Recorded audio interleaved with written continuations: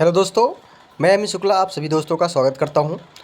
आज की क्लास में हम आपको बताएंगे बीए फर्स्ट सेमेस्टर के सभी छात्र छात्राओं के लिए जो अर्थशास्त्र एंड इकोनॉमी से संबंधित हैं, उनके लिए आज की क्लास में बताएंगे हम कि जो आपके पेपर में प्रश्न पूछे जाएंगे वो कौन सा होगा, वो किस तरीके से होगा। तो टॉपिक आज की होगी दोस्तों आपका होगा इसमें समोत्पादक वर्ग और संपादक।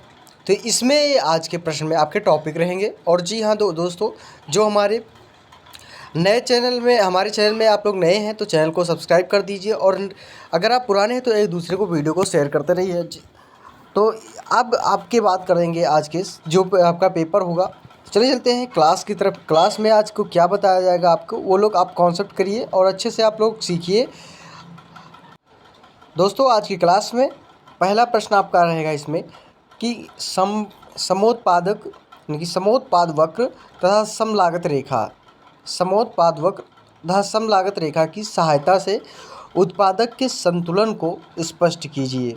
और दूसरा प्रश्न आपका आता है कि ह्रासमान लागत पूर्ण प्रतियोगी उद्योग में दीर्घकालीन पूर्ति की रेखा चित्र सहायता से कीजिए। यानी कि जो दीर्घकालीन पूर्ति वक्र की जो दीर्घकालीन पूर्ति है उसकी रेखा चित्र की सहायता से व्याख्या कीजिए।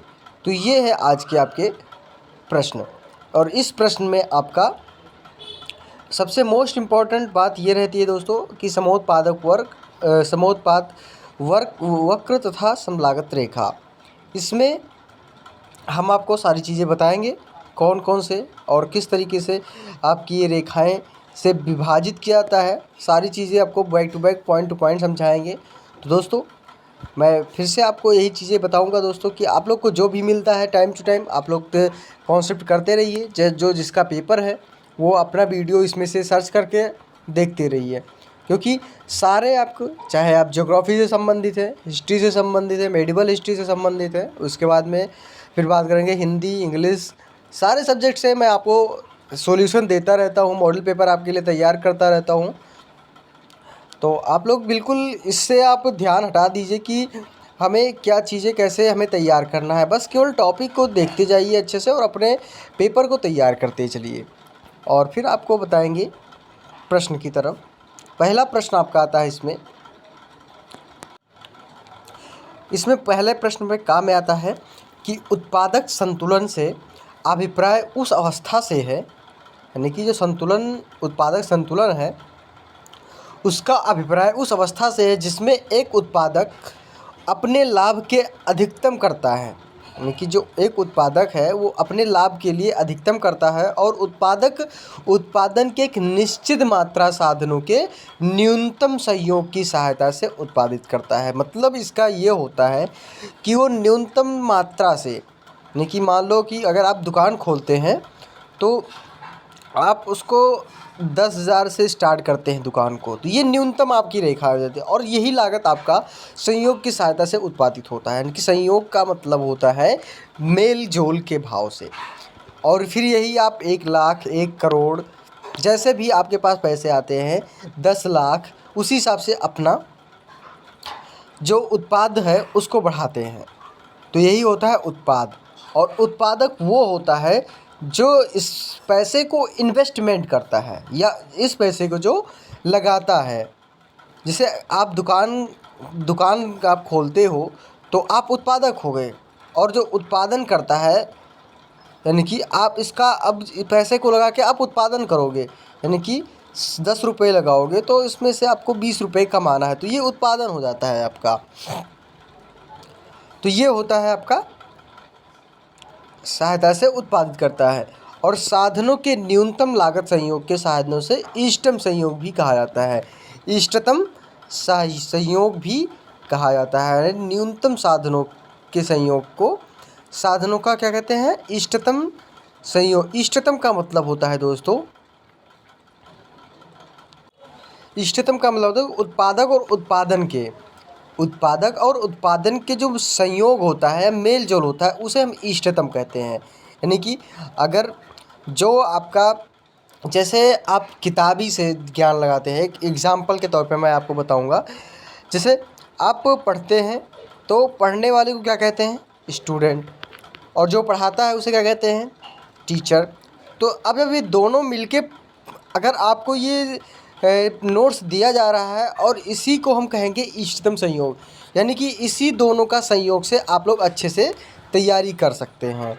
तो इसका मतलब होता है कि उत्पादक और उत्पादन की जो निश्चित मात्रा होती है उसी के लागत संयोग को हम इष्टतम संयोग कहते हैं।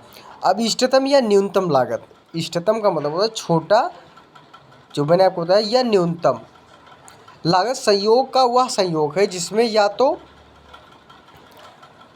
तो पहले तो आपका लिखते हैं साधनों के निश्चित स्तर से प्राप्त उत्पादन अधिकतम है, या फिर एक निश्चित उत्पादन के पैदा करने की लागत न्यूनतम हो। तो ये दो आपके मुख्य रूप से इष्टतम, यानी कि इष्टतम का मतलब होता है, मैंने आपको बताया कि जो उत्पादक और उत्पादन की जो निश्चित मात्रा को हम बनाते हैं उसके मेल जोल भाव को इष्टतम कहते हैं। इष्टतम का मतलब होता है छोटा रूप, या फिर उसको कहते हैं हम मेल जोल का भाव। तो दोनों आपको यहाँ पे देखने को मिलेगा। उसके बाद में फिर आपका आता है नेक्स्ट पॉइंट कि उत्पादक के संतुलन अथवा साधनों के इष्टतम संयोग की स्थिति को चित्र से दिखाया जा सकता है। मान लीजिए कि उत्पादक मैंने आपको ये चीज़ें पहले बताया है, अब वही चीज़ एग्जाम्पल के तौर पे यहाँ पे आपको बताया गया है। मैं आपको जो यहाँ पे बताने का प्रयास किया है वही चीज़ें आपको यहाँ पे दिया गया है, ध्यान से आप लोग देखिए दोस्तों। यानी कि एक उत्पादक 500 रुपये में कुल निवेश के द्वारा पेन का उत्पादन करना चाहता है, और उस पेन का उत्पादन करने के लिए उत्पादन के दो साधनों यानी कि श्रम तथा पूंजी की आवश्यकता होती है। अगर आप पेन का उत्पादन करना चाहते हैं तो इसकी दो आपको ज़रूरत होती है, दो चीज़ों की, दो साधनों की, जिसमें आपका मेहनत, श्रम का मतलब होता है मेहनत, और पूंजी का मतलब होता है मनी, जिसे हम कहते हैं पैसा।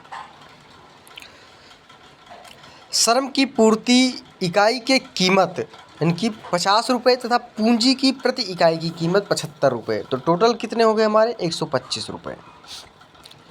वह तो श्रम की 30 इकाइयों के पूंजी के बिना किसी इकाई के अथवा पूंजी की 20 इकाइयाँ और श्रम के बिना किसी इकाई के उत्पादन कर सकता है, वह दोनों साधनों के इष्टतम संयोग का लगाना पसंद करेगा। अब जो ये इष्टतम होता है, दोनों संयोग जो इष्टतम है आपका, ये यहाँ पे बताया गया ना, यहाँ पे आपको इष्टतम संयोग तो थोड़ा थोड़ा, जैसे उत्पादक और उत्पादन का थोड़ा थोड़ा आपका मेल जोल बैठ गया तो उसी को हम इष्टतम संयोग को लगाना पसंद करेगा। तो यही होता है पसंद। इष्टतम संयोग ई से प्रकट होता है, और जब वह पूंजी 10 इकाइयों का श्रम की 15 इकाइयों यानी कि 10 गुणे 75 प्लस 15 गुणे 50 यानी कि 1500 का प्रयोग करेगा, और बिंदु ई सम उत्पाद वक्र यानी IQ तथा सम लागत वक्र AB को स्पर्शीय बिंदु है। उत्पादक सम उत्पादक वक्र IQ से, जैसे यहाँ पे आपको हम दिखाएंगे, IQ से रेखा के M बिंदु या N की ओर जाता है।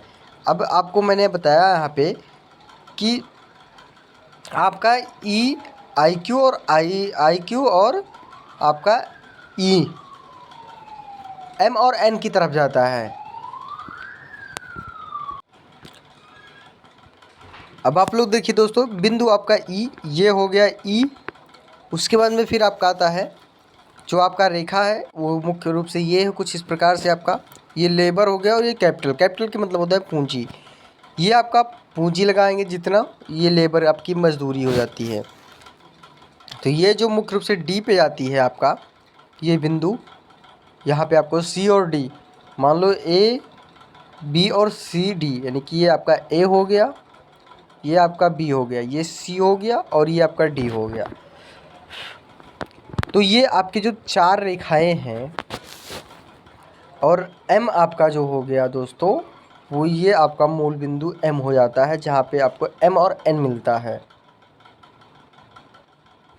तो यानी कि यहाँ पे आपको ध्यान से देखना होगा थोड़ा सा कि M N की ओर जाता है, M क्या करता है N की ओर जाता है, और तो वह अपने ऊंची सम लागत रेखा यानी CD पर पाएगा, C और D पर पाएगा। यानी कि ये जैसे जैसे M N की तरफ भागता है वैसे वैसे क्या करता है ये सीढ़ी पर आता है, और उसका अर्थ उसके पहले जितने उत्पादन यानी कि 100 पेन के निवेश के निश्चित की सीमा 1500 से अधिक खर्च करना पड़ेगा, और अन्य शब्दों में बिंदु ई पर 100 पेनों के उत्पादन करने की क्षमता 1500 न्यूनतम आता है। ई बिंदु न्यूनतम लागत संयोग को प्रकट करेगा। तो ये होता है आपका चित्र रेखा द्वारा प्रदर्शित करना आपका रेखाएं के बारे में, यानी कि पूंजी लागत और आपका हो गया समोत्पाद रेखा। उसके बाद फिर आपका आता है नेक्स्ट पॉइंट की तरफ। इसमें आपको थोड़ा बहुत और है, ये पढ़ना होगा। इसके विपरीत यदि वह निचली सम उत्पादन यानी कि IQ के, वहाँ पे आपको IQ है कि बिंदु R या S से प्रकट किए गए सहयोग खरीदना चाहेगा, तो वह पहले जितनी लागत यानी कि 1500 से पहले से कम अर्थात 100 पेनों के स्थान पर 50 पेन का उत्पादन कर पाएगा, और अन्य शब्दों में बिंदु ई उत्पादन लागत के निश्चित स्तर से प्राप्त अधिकतम उत्पाद को व्यक्त कर सकता है। अतएव केवल बिंदु ई पर ही संतुलन में होगा, यानी कि जो आपका बिंदु ई होता है वही आपका क्या होता है, संतुलन में होता है। साधनों के इष्टतम संयोग अथवा उत्पादक संतुलन की निम्नलिखित शर्तें हैं। अब इसकी जो शर्त है मुख्य रूप से क्या क्या रखी गई है, इसको भी हम लोग ध्यान से देखेंगे। पहली शर्त इन्होंने रखा है कि संतुलन बिंदु पर सम लागत रेखा, जो संतुलन बिंदु होती है उसमें सम लागत रेखा और सम उत्पादक वर्ग पर स्पर्श बिंदु रेखा होना चाहिए। यानी जैसे मैंने वहाँ पे आपको बताया अभी, सम लागत रेखा और स्पर्श बिंदु रेखा होनी चाहिए। स्पर्श बिंदु पर सम लागत रेखा तथा सम उत्पाद वक्र दोनों का ढलान समान होता है, और सम लागत रेखा का ढलान साधनों की कीमतों की दर यानी सम उत्पाद का वक्र ढलानों के सीमांत उत्पादों की दर, इसे तकनीकी प्रतिस्थापन की दर जैसे हम कहते हैं MRTS से कहा जाता है। दूसरा पॉइंट आपका आता है इसमें कि स्पर्शीय बिंदु अर्थात ई पर सम उत्पादन वक्र मूल्य बिंदु की ओर क्या करते हैं, उन्नतोदर हो, या जिसे कहते हैं MRTS जिसे कहेंगे हम बाई LK गिर रहा है। सम उत्पादक वक्र का ढलान बराबर सम लागत रेखा की ढलान, जिसे हम कहते हैं MRTS LK delta K into del L MP जिसे फिर आपका M से M कट गया, बच गया PL/PK। तो ये होता है आपका, अगर आप इसको डिवाइड में अगर डेल्टा डेल कर देते हैं, डेल को हटाएंगे आप, तो जो P आपका हो जाता है PL और MPK, जो KL है वो MP आ जाता है आपका, यानी कि वहाँ पे आप देखेंगे MP और ML, MP को आप यहाँ पे लाएंगे। उसके बाद में फिर आपका आता है कि स्पर्शीय बिंदु सम उत्पाद वक्र बिंदु O और यानी कि उन्नतोत्तर होना चाहिए, या MRTS LK क्या करता है, गिरता है। डेल के को हम प्रदर्शित करते हैं पूंजी परिवर्तन में। डेल L का प्रयोजन करते हैं हम, जैसे डेल L आपका आ गया, ये आपका जो ये वाला है, जिसे हम कहते हैं श्रम में परिवर्तन। PL का मतलब होता है श्रम की कीमत, ध्यान से समझना दोस्तों आप लोग। उसका फिर आपका आता है PK का मतलब पूंजी की कीमत। पूंजी की कीमत क्या थी, 1500 रुपये, और श्रम की लागत 50 रुपये वहाँ पे निर्धारित की गई थी। श्रम में परिवर्तन क्या था, मतलब डिफरेंट ऑफ लेबर।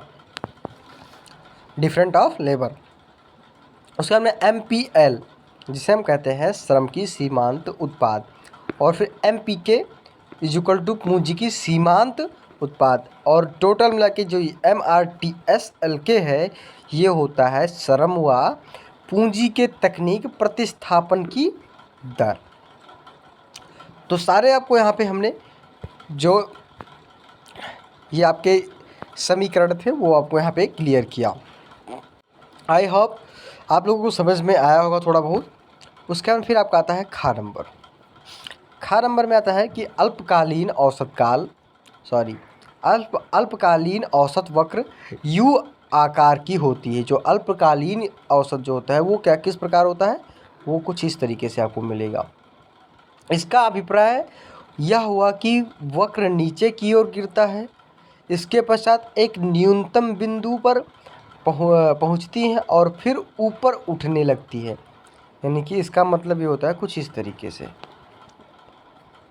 यू आकार का मतलब होता है कि जो रेखा है आपका पहले ऐसे आया, ऐसे आने के बाद फिर ऐसे उठने लगता है, तो ये आपका यू के आकार बनता चला जाता है। जैसे जैसे आपकी पूंजी, जैसे पूंजी आया, पूंजी हल्का हल्का गिरते चला गया, फिर एकदम गिर गया, फिर यहाँ से आप उठ गए, तो जो उठने वाली क्रिया होती है वो आपका यू हो जाता है कुछ इस तरीके से।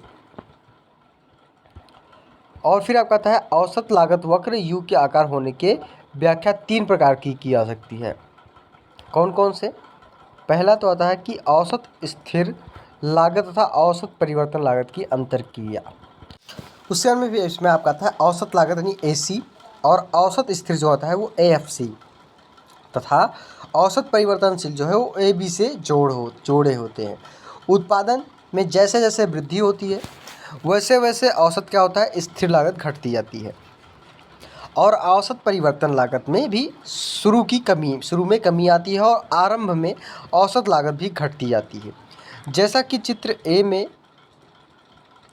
औसत लागत वक्र नीचे की ओर गिर रहा है और औसत लागत वक्र गिरते गिरते ए बिंदु पर न्यूनतम हो गई।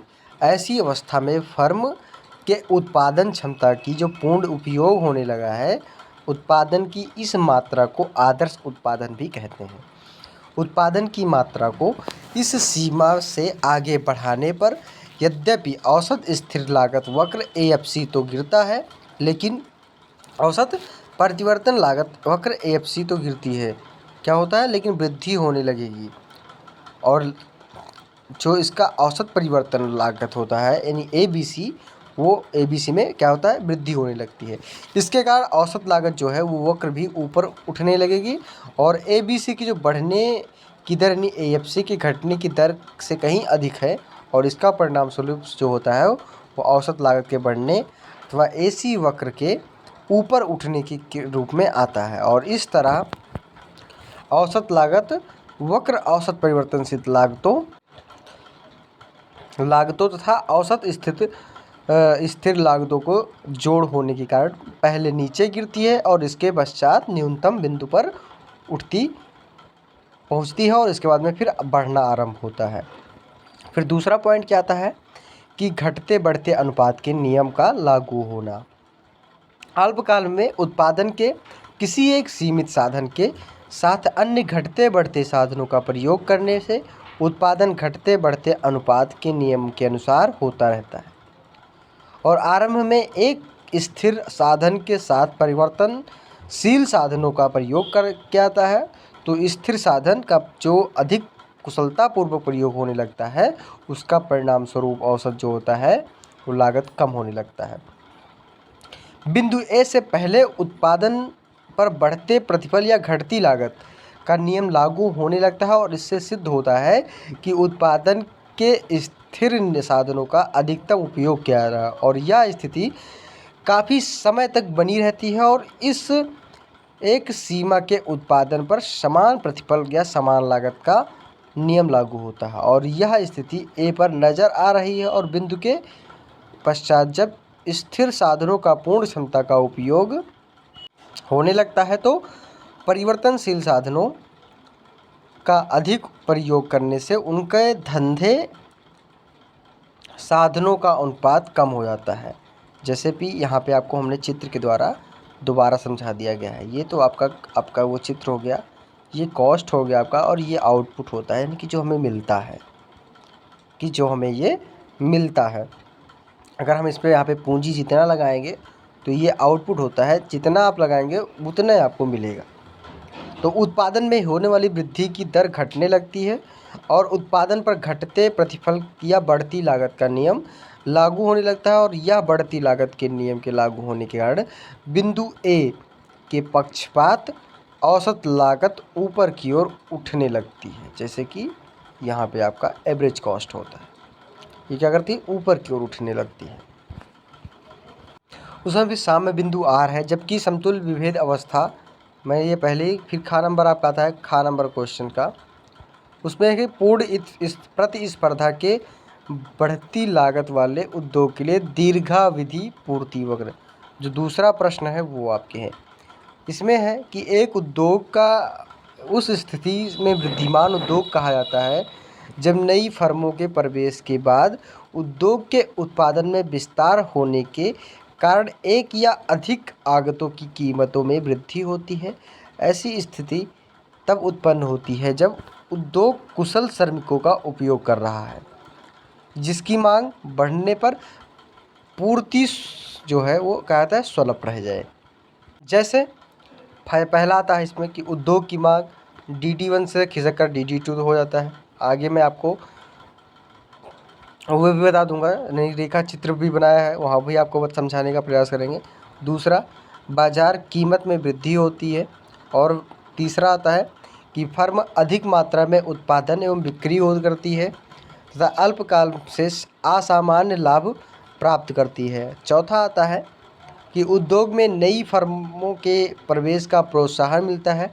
जैसे ही नई फर्में उद्योग में प्रवेश करती हैं तो आगतों यानी कि जो लागत होती है, यानी कि जो आगे होती है, उसमें मांग बढ़ने के कारण आगतों की जो कीमतें होती हैं वो बढ़ने लगती हैं। आगतों की मतलब होता है जिसकी वैल्यू होती है, जिस सामान की वैल्यू होती है उसकी कीमत क्या होती है, बढ़ने लगती है।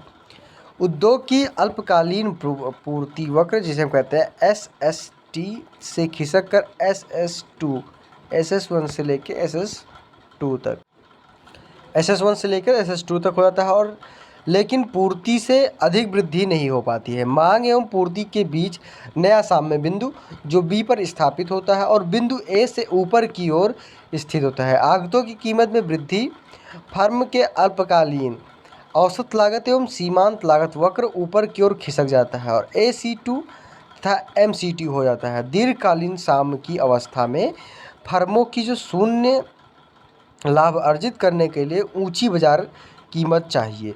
साम्य बिंदु B के अनुरूप नई साम्य कीमत, जिसे हम कहते हैं OP3, जो बिंदु E2 पर नई न्यूनतम औसत लागत के समान है। और साम्य बिंदु A एवं बिंदु को परस्पर जोड़ने पर हमको वृद्धिमान लागत, जिसे कहते हैं वृद्धिमान लागत का उद्योग दीर्घकालीन पूर्ति वक्र, जिसे कहते हैं हम SL, प्राप्त करते हैं। और वृद्धि लागत उद्योग के दीर्घकालीन पूर्ति वक्र का ढाल ऊपर की ओर जाता है। जैसे मैं आपको यहाँ पे पूर्ण रूप से बता दूँ, PP1 SS1 सारा चीज़ यहाँ पे आपको है, E1 AC1 AC2 E1 AR और MR, आपको सारी चीज़ यहाँ पे इसी SS1 हो गया, आपका SS2 हो गया। ये दोनों रेखाएं यहाँ पे है, आप लोग अच्छे से देखते जाइएगा, फिर आप वहाँ पे आपको समझ में आ जाएगा। साम्य बिंदु A एवं बिंदु को परस्पर जोड़ने पर हमको वृद्धिमान लागत उद्योग के दीर्घकालीन पूर्ति वक्र SL प्राप्त होता है। SL कैसे प्राप्त होता है? जैसे ये आपकी SL जो है, यही है। कैसे प्राप्त होता है? इस बिंदु की जो आपको SS वाली आती है और उसके बाद में फिर आपका ये पिन जो P1 से लेके DD1 तक जाती है, DD1 से लेके आपको Y अक्ष की तरफ जाती है, तो इसकी जो काटने वाली रेखा होती है उसे हम SL करते हैं। तो यही आपका उद्योग और मात्रा, उसके बाद में फिर आपका जो लागत होता है ये प्राप्त हो जाता है। तो दोस्तों, वीडियो आप लोग को अच्छी लगी हो तो ज़रूर लाइक कर दें, चैनल को सब्सक्राइब कर दें और बेल आइकन बिल्कुल दबाना ना भूलें, क्योंकि आने वाले वीडियो का नोटिफिकेशन आप लोगों तक मिलता रहे। क्योंकि ये जो क्लासेस चल रही है वो बहुत ही मोस्ट इम्पॉर्टेंट क्लास है। तो बस देर ना करें दोस्तों, हमारे चैनल को एक दूसरे को आप सब शेयर करते रहे, क्योंकि आने वाले जो पेपर होंगे उसमें आपके ये प्रश्न बहुत ही लाभदायक होगा। तो अगले वीडियो में आप लोगों को ज़रूर कुछ नया बताने का प्रयास करेंगे और अगली वीडियो में आपको इससे भी अच्छा प्रश्न लाया जाएगा। तो बस इसी के साथ वेट करिए और मस्त से आप लोग अपना ये वीडियो देखिए, क्लास को करिए और अच्छे से आप लोग पेपर में पास होइए।